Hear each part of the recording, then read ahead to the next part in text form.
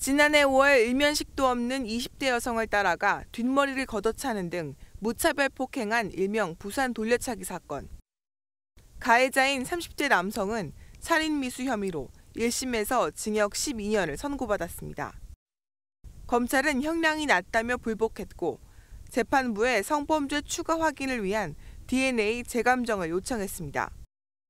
당초 경찰 수사에서 확보된 국립과학수사연구원 감정 결과에선 청바지 바깥쪽에서만 가해자의 DNA가 검출돼 성폭력 동기는 입증되지 못했습니다. 하지만 항소심 재판부가 검찰 요청을 받아들여 대검찰청 감식실에서 감정을 진행한 결과 청바지 안쪽 등 5곳에서 DNA가 검출됐습니다. 또 항소심 과정에서 피해자의 청바지 버클이 내려가 있었다는 목격자 증언과 바지 끝단이 접혀 있었다는 출동 경찰관의 증언도 확보됐습니다. 검찰은 가해자가 성폭력을 목적으로 피해자를 폭행했다고 보고 기존에 적용됐던 살인미수 혐의에서 강간살인미수 혐의로 공소장을 변경해 징역 35년을 구형했습니다. 이번 사건에 대한 항소심 선고는 다음 달 12일 나옵니다. 귀가하던 20대 여성입니다. 20대 여성을 한 남성이 발로 가격을 해서 폭행을 계속하고 그렇게 해서 의식까지 잃게 한 사건이 있었습니다. 그 참혹했던 사건 영상이 공개가 되었는데요. 같이 보시겠습니다. 새벽 5시에 이른 새벽 시간이고요. 오피스텔 건물 입구로 들어온 한 여성이 지금 보이고 있습니다. 그런데요. 얼마 지나지 않아서 검은 옷을 입은 남성도 따라 들어오고 있고요. 엘리베이터를 기다리는 여성 앞에서 갑자기 돌려차기로 여성의 머리를 이 남성이 가격했습니다. 여성이 쓰러진 후 발로 이 자기를 가격한 이 남성을 팔로 막아보려고 했지만 하지 못했고 의식을 잃은 상태인데 이 남성이 기절한 여성을 어깨에 메고 CCTV가 없는 복도로 데려갑니다. 그리고 7분 뒤인데요. 이 여성의 가방을 든 채로 유유히 현장에서 사라졌습니다. 저 잔혹한 장면도 굉장히 크게 논란이 됐지만 일면식도 없는 여성이라는 게 더 큰 논란이 커졌습니다. 그러니까 전혀 모르는 사이인 거예요. 그리고 지금 보셨던 것처럼 뒤를 안 보고 있고 지금 엘리베이터 쪽을 보고 있기 때문에 완전 무방비 상태입니다. 피해 여성 같은 경우. 그리고 아까 거의 뒤돌려차기로 여성의 머리를 강타한 다음에 그리고 그 위에 쓰러져 있는 여성을 계속 머리 부분을 가격을 했는데 일단 지금 보셨던 것처럼 이 기절한 여성을 들쳐업고 7분 동안 CCTV 사각지대로 사라졌고 저 여성은 저 당시 상황을 전혀 기억을 못했습니다. 그러니까 그냥 완전히 혼절을 했는데 그러니까 전치 8주 이상 되는 정도의 아주 심한 외상을 입었고 뭐 아직 뭐 영구장애가 뭐 우려될 정도로 지금 오른쪽 다리 마비 거기다가 해리성 기억 상실이라서 당시 정황도 전혀 모르고 있었는데 지금 아주 최근 아니고요. 저 피해 여성의 모습입니다. 이분이에요. 세상에. 지금 경찰을 통해서 본인의 그 폭행 당시의 상황을 CCTV를 본인이 보고 그때 상황을 처음 알게 됐을 만큼 충격이 컸었습니다. 세상에. 지금 저 영상을 보면서도 지금 제가 지금 손이 다 떨려오는데 저 가해 남성, 저 몹쓸 남성은 그러면 저 사건 직후 검거가 된 거예요, 하재근 평론가님? 예, 검거됐고요. 저 가해 남성이 아주 건장한데 네. 전직 경호업체 직원이라고 합니다.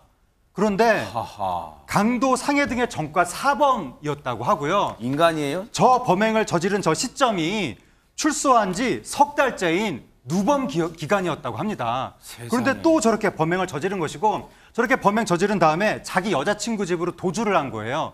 도주를 해가지고 검거 직전에는 뭐를 했냐면 부산 여성 강간 폭행, 부산 강간 미수 이런 단어들을 검색을 해봤다고 합니다. 그러면서 검거한 다음에 조사할 때 범행 동기를 얘기했는데 뭐라고 얘기했냐면 그 여성이 자신을 째려보는 것 같았다. 이런 식의 말을 횡설수설했다고 합니다. 자신이 저지른 천인 공노할 짓이 혹시라도 세상에 알려졌는지를 검색해 봤겠죠. 그런데 저 천인 공노할 사람 같지도 않은 저 악마 같은 사람도 아니죠. 저 악마 같은 인간! 그런데 당시에 이게 지난해 5월에 일어난 거예요. 검거 이후에 이게 재판까지 혹시 갔나요? 처벌은 어땠습니까? 장윤 변호사님. 그렇습니다. 재판까지 당연히 갔고요. 1심에서 형이 선고가 됐는데 살인 미수 혐의가 적용돼서 징역 12년형이 나왔습니다. 네. 근데 아까 영상에서 보셨다시피 거의 영구적으로 남을 수도 있는 장애를 이 피해자는 입게 된 거예요. 그러니까 온라인상에서는 이 12년형이 과연 맞느냐, 너무 솜방망이 처벌을 하는 것 아니냐라는 의견들이 상당히 많았고요. 검사가 당연하게도 양형이 너무 가볍다라는 이유로 항소를 했습니다. 그런데 이 가해 남성 본인도 항소를 했어요. 왜? 너무 무거운 형을 받았다라는 겁니다. 그러면서 이렇게 주장을 하고 있습니다. 나 살인미수 혐의로 재판받고 있는데 살인을 할 의도가 전혀 없었다. 게다가 그 당시에는 술을 많이 마셔서 기억나지도 않고 심신미약 상태였다. 그러니 가벼운 처벌을 해달라고 주장을 하고 있는 거죠. 거기에 한 발 더 나아가서 항소심 재판부에 낸 항소 이유서에는요. 아니 지금 나랑 비슷한 묻지마 범죄한 사람들, 다른 사람들도 많다. 그런데 죄명, 형량이 다 제각각이다. 그러니까 본인을 선처해달라고 주장하고 있는 겁니다. 항소심의 두 번째 재판이 바로 그제 19일에 열렸습니다. 이 사건에서 가장 중요한 건 조금 전에 우리 장윤 변호사님 설명해 주셨던 것처럼 1심에서 징역 12년이 나오면서 피해자가 이런 표현을 썼습니다. 제 목숨은 앞으로 12년 남았습니다. 아, 세상에. 그리고 나와서 복수를 하겠다라는 그런 심정을 여러 차례 드러내기도 했었고 내부에서. 그러다 보니까 이게 처벌이 너무 미약한 거 아니냐. 이 정도 그리고 나와서 지금 이 피해 여성에 대한 복수를 다짐하고 있는 상황인데 이제 그러다 보니까 이제 여러 가지 고민거리들이 좀 생긴 겁니다. 재판부도 마찬가지고. 죄명이 아까 뭐였죠? 살인 미수였죠. 네. 처음에 경찰에서 검찰로 송치할 때는 중상해죄였습니다. 세상에. 중상해로 아마 송치가 됐다면 이거보다 훨씬 낮은 형이 선고가 됐을 어머, 것이고.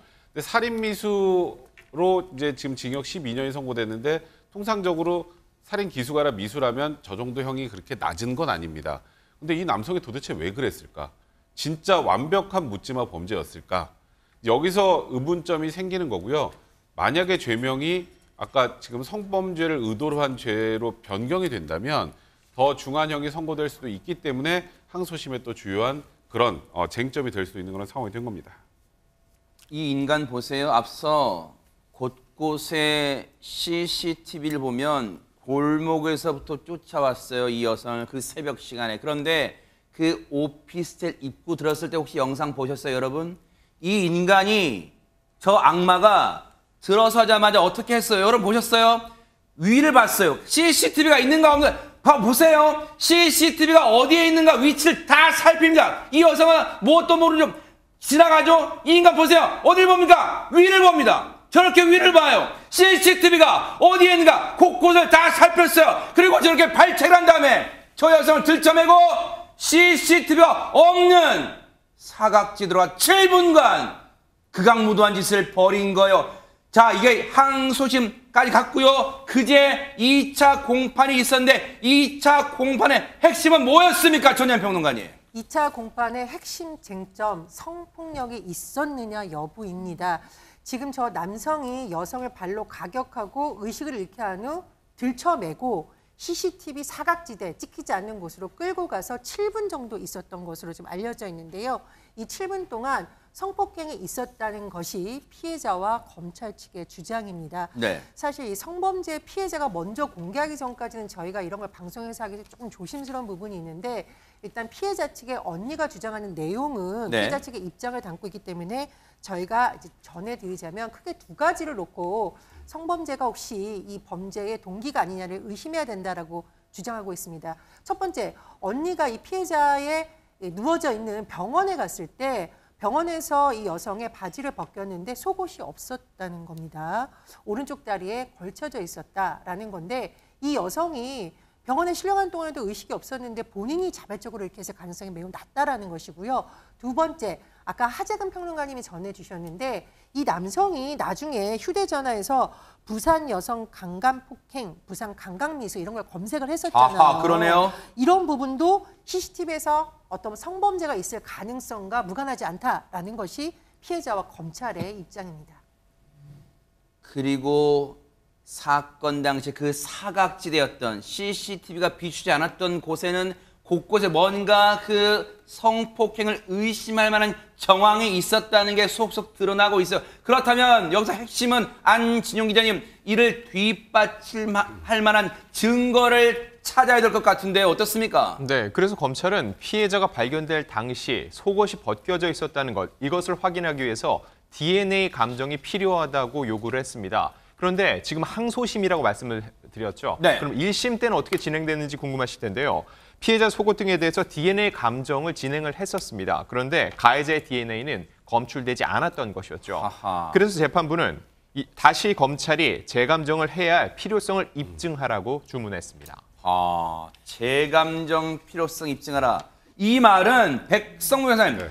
재판부의 저 말한 행간의 의미는 뭔가 재판부가 보기에도 성폭행 정황이 있었다고 합리적으로 의심할 만하기 때문에 그런 건가 어떻습니까, 이건? 그러니까 저는 1심에서 조금 아쉬워요. 1심 재판부는. 아하. 재감정 필요성을 입증하라는 건 일단 기소는 살인 미수로 기소를 했죠. 네. 이제 성범죄와 관련해서 기소를 한 건 아닙니다. 네. 그러니까 지금 범행 동기와 관련해서 지금 성범죄를 저지르려는 의도가 있었던 것 아니냐라는 건 이제 검찰 측의 합리적 의심이었는데 첫 DNA 감정에서 아무것도 나오지 않았잖아요. 네. 그러니까 검찰에서 재감정을 요청을 했는데 1심 재판부 입장에서는 그 재감정이 왜 필요한지에 대한 입증을 하라고 한 거예요. 그래서 사실 더 이상 이제 감정을 하지 않았고 그래서 1심에서는 그냥 단순하게 살인 미수로 결론이 난 겁니다. 아하. 이제 항소심에서 근데 항소심 재판부는 조금 다르게 지금 보고 있어요. 아하. 왜냐하면 처음에 이 지금 천인공노할 이 남성이 이런 범행을 저지르고 여자친구 집에 도망을 갔을 때 본인이 검색한 게 있습니다.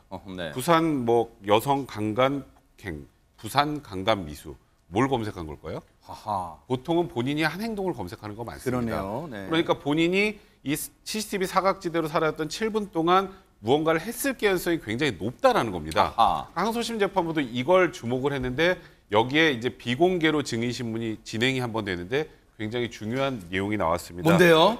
이 피해 여성을 최초로 발견했던 오피스텔 입주민의 증인 신문이었는데 그래요? 그러면 이 피해 여성이 그 현장에서 딱 발견됐을 당시 어떤 모습이었느냐?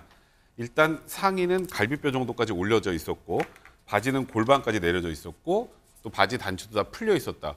그럼 이 피해 여성이 지금 본인이 의식도 없는 상황에서 본인이 했을까요? 그렇지 않을 가능성이 굉장히 많겠죠. 그러니까 일단 1심 재판부가 성범죄 연루 여부에 대해서 너무 소극적으로 생각했던 것 같다라고 이제 재판부도 판단하고 네. 일단 공소장 변경을 하는지 여부를 떠나서 범행 동기가 단순 묻지마인 것과 성범죄를 목적으로 한 것은 완전 다릅니다. 아하. 형량이 훨씬 높아질 수 있어요. 그래서 항소심 재판부는 범행 동기가 성범죄인지 아닌지 정확하게 밝힐 필요가 있다는 판단 하에 DNA 재감정을 실시하기로 결정한 겁니다. 우리가 한 가닥 희망을 걸 부분은 왜냐하면 이 여기서 한 가닥 희망이라는 건요. 이 인간 같지도 않은 인간, 악마보다 더 악랄한 인간은요. 영원히 이 사회에서 영구 격리되게 해야 될 거 아니에요. 못 나오게 해야 될 거 아니에요. 여러분 그런 생각 드시잖아요. 빛을 못 보게 해야 될 거 아니에요. 지금 피해자분은요. 제 목숨은 12년 남았습니다. 이렇게 호소한다잖아요. 그 말은 뭐예요? 12년 뒤에 이 극악무도한 인간이요. 복수를 지금 공언했다잖아요. 나가서 복수하겠다고.